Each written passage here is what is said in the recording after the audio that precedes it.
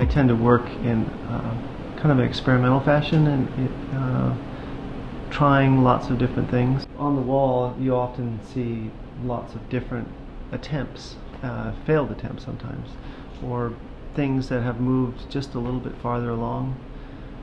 And then what I tend to do is I work on those as studies or drafts until I can really perfect it and understand it. And this is a kind of key to my work, is that it's a reproduction. And I am interested in the what's lost and gained in reproduction.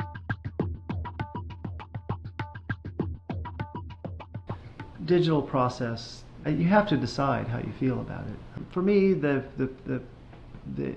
reasonable thing and interesting thing to do was to not deny it, but to fully embrace it, to accept it.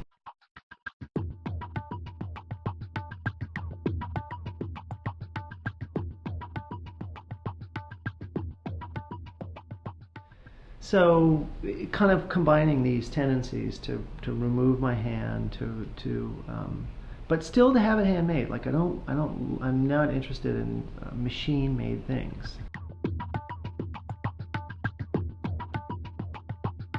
It's a physical object. It has a kind of very shallow but dimensional presence, and the way the paint is handled in the object is a very physical but very shallow presence.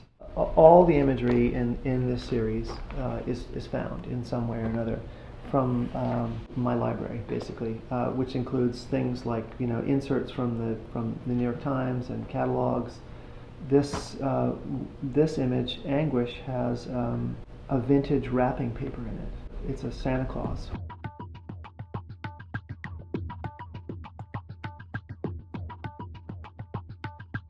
I'm very pleased that these drawings could live in their homes. In some ways, these works came from their houses in the beginning, and came through the passage of my studio, and the gallery, and the production of them as a fine art edition, and then back to their homes.